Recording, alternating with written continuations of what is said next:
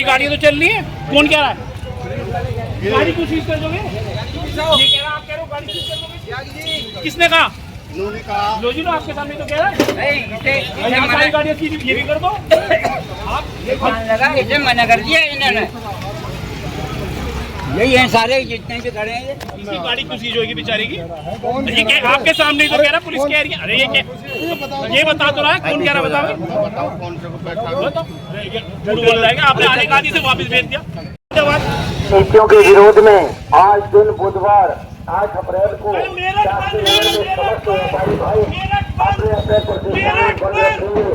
आयोजक व्यापार बचाव संघर्ष समिति सेंट्रल मार्केट शास्त्रीनगर कोई प्रशासनिक अधिकारी हमसे बात करे, जो सील लगा हमारा, हमें पुलिस को आगे मत करो, हमारी बात करो किसी प्रशासनिक अधिकारी से। सुप्रीम कोर्ट के आदेश है, उनका पालन होगा। हमारे 70 करोड़ का हिसाब दे दो पहले, कि हमारा एनओसी, बस सीधा सवाल है। क्योंकि कल कोई मिसगाइड करे ऊपर, क्लियर कर रहे मीडिया और ये सब लोग खड़े।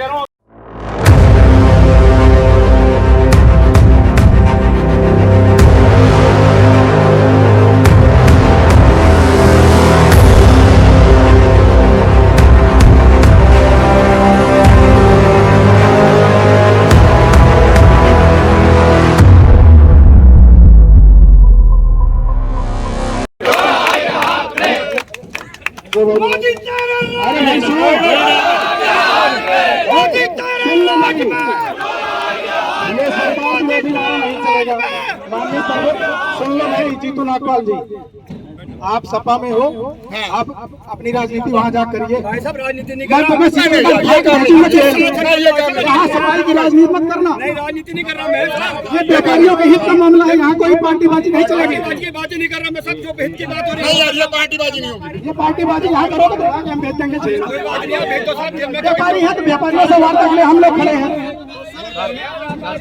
एडीएम साहब एक सेकंड, हम एक व्यापारी संगठन चलाते हैं। आप कोई भी हो, आप हम व्यापारियों के साथ जो वार्ता करनी है करो, स्वागत है। हमारे पार्टी वाली बात है। एडीएम साहब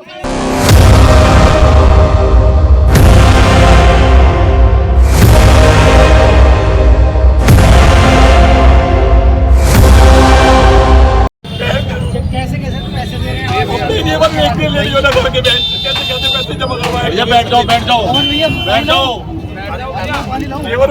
जाओ भाई, बैठ जाओ।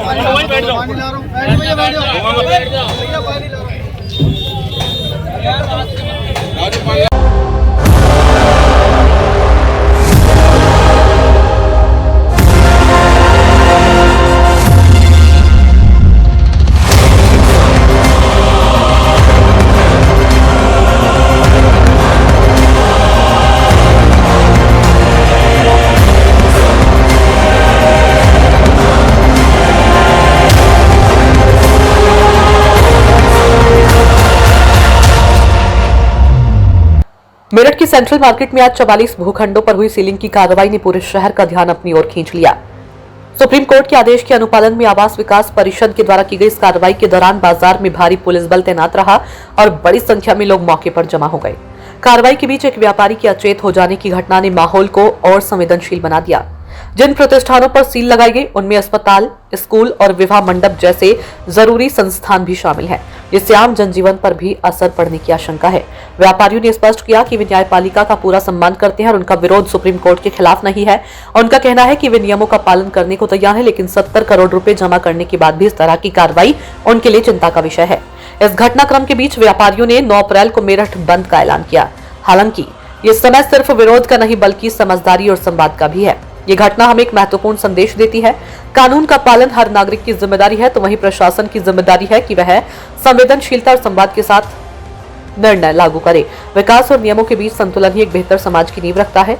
समाज के लिए संदेश, संघर्ष नहीं समाधान जरूरी है, विरोध नहीं संवाद जरूरी है। कानून का सम्मान और इंसानियत का ध्यान, यही एक मजबूत समाज की पहचान है। फिलहाल शहर में स्थिति नियंत्रण में है, लेकिन सभी की नजरें प्रशासन और व्यापारियों के बीच संभावित बातचीत पर टिकी है, जिससे कोई सकारात्मक रास्ता निकल सके। और पिछले 20 साल से हमारा चोरी चल रहा है और बहुत ही दुर्भाग्यवश आज ये एक ऐसा फरमान सभी के सामने जाएगा, आपको सभी को पता ही है। किसी के बारे में कुछ नहीं सोचा हुआ। अरे स्पेशली स्कूल के बच्चों का तो कम से कम सोचो, जो आप हमारे से आपसे एक सवाल जो अभी आवास विकास में जो पैसा जमा कराया है बावजूद इसके सीन हो रही है, क्या देना चाहिए? देखिए, हम सभी नॉर्म को मानते हैं। आप ये देखिएगा स्कूल कॉमर्शियल एक्टिविटी का पार्ट नहीं है, उसके बावजूद भी हमारे कनेक्शन जो हैं, सारी चीजें हैं, बिजली का बिल है, हाउस टैक्स भी हम कॉमर्शियल उसमें जमा करते हैं। जबकि हाई कोर्ट के आदेश है कि ये जो स्कूल के अंदर कोई भी कॉमर्शियल एक्टिविटीज नहीं होंगी। अरे आप खुद ही ये बोल रहे हो हमको गैर कानूनी बता रहे हो एक्टिविटी करने के लिए, तो और आप हमें कॉमर्शियलाइज करके आप ये बंद करके जा रहे हो कि आप कॉमर्शियलाइज नहीं हो। कॉमर्शियल के बाद भी आपके स्कूल, और ये भी कोई वो नहीं है कि कॉमर्शियल कर लेंगे तो फिर भी आप स्कूल को चलने देंगे। आप तो कोई ना कोई नॉर्म्स लेके आते आ जाएंगे। आप ये देखिए 20 साल से यहाँ पे आसपास का क्षेत्र देखिए, कोई इतना ज्यादा डेवलप एरिया नहीं है। मेरे यहाँ पे कम से कम 25 से 30% बच्चे मेरे यहाँ पे फ्री ऑफ कॉस्ट पढ़ते हैं। उनका क्या होगा? आपने बोल दिया कि इनको शिफ्ट कराइएगा, है ना? तो शिफ्ट कराना इतना आसान नहीं होता। जितने स्कूल अभी 5-6 स्कूल का नाम आया है, जो भी है मिशन ज्ञान में 6 स्कूल है, उनमें कम से कम 3 से 4 हजार बच्चे हैं। आप शिफ्ट कर लेंगे। आपसे सरकारी स्कूल जो आपने खोले हुए हैं उनकी तो मेंटेनेंस होती नहीं है। क्या अल्टरनेट व्यवस्था की है? 4 से 4 मेरे पास अभी ऑप्शन ये है कि मेरी एक बिल्डिंग ये है सामने।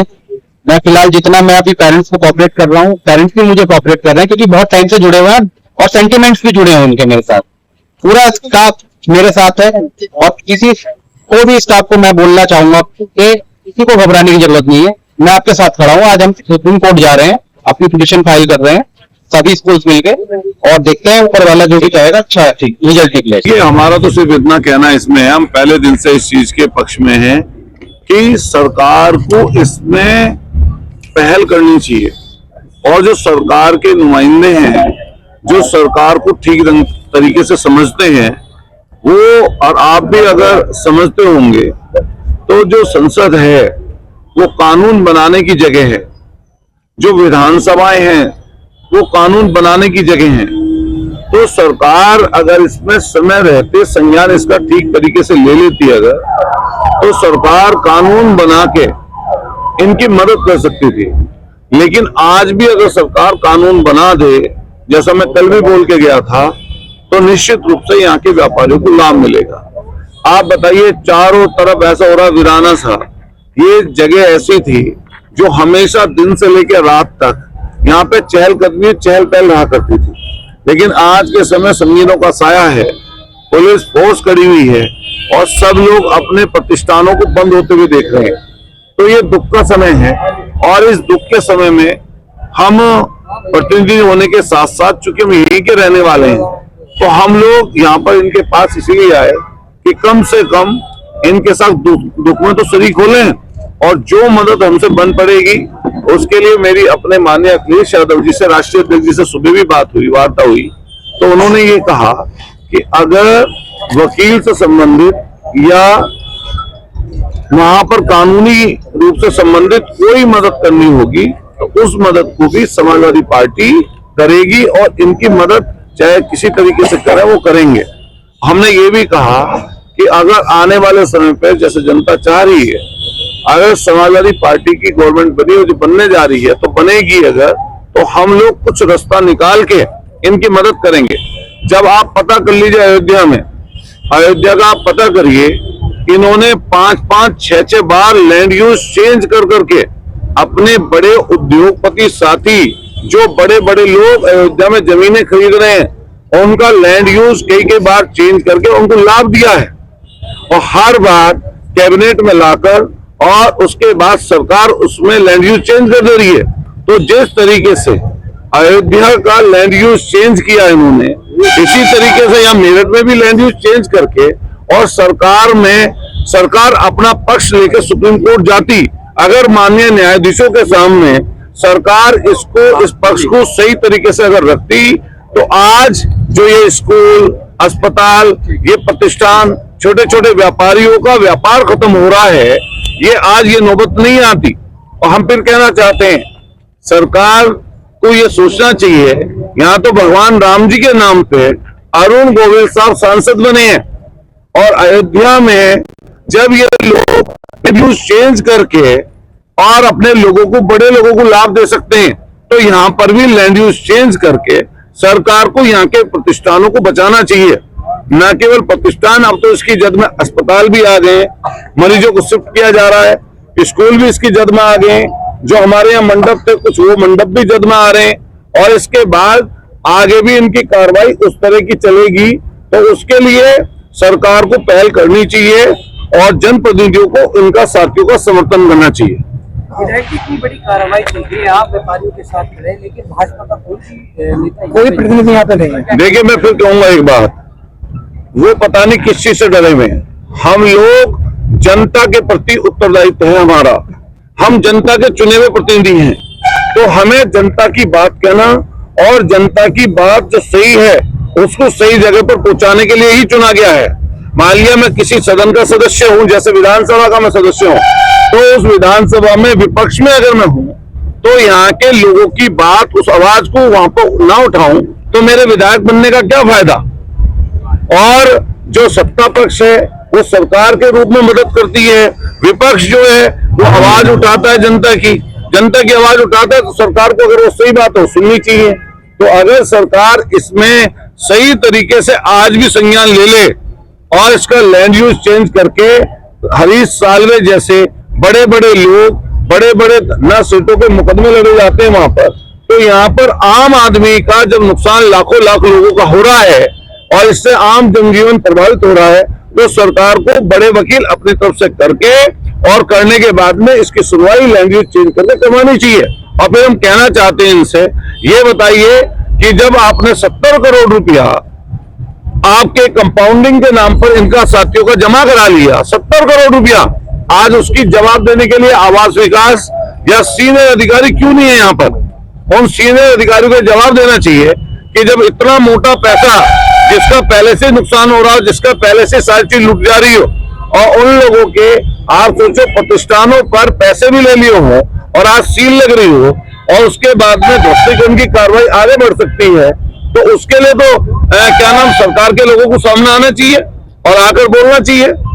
अच्छा, आप बीते दिनों सेंट्रल मार्केट में उस लोगों को अखिलेश यादव इसमें नुमाइंदे लेके गए, तो वहां वो समाधान कोई बात हुई? माननीय अखिलेश यादव जी ने स्पष्ट ये बात कही थी कि अगर कानूनी रूप से कोई जरूरत पड़ेगी हम उसमें मदद कराएंगे। आज भी मेरी सुरन से वार्ता हुई है, सरकार से मांग करी थी, नेता प्रतिपक्ष और 37 सांसदों की पार्टी, बड़ी पार्टी समाजवादी पार्टी मुख्य विपक्षी दल है, सरकार की तरफ से प्रेस करके मांग करी थी कि सरकार इसका हल निकाले। और फिर ये भी बात कही थी कि सरकार बनेगी समाजवादी पार्टी की तो कुछ हल निकाल के कुछ ना कुछ किसी भी तरीके से कोई नियम बदलकर जनता को लाभ देने का काम हम करेंगे।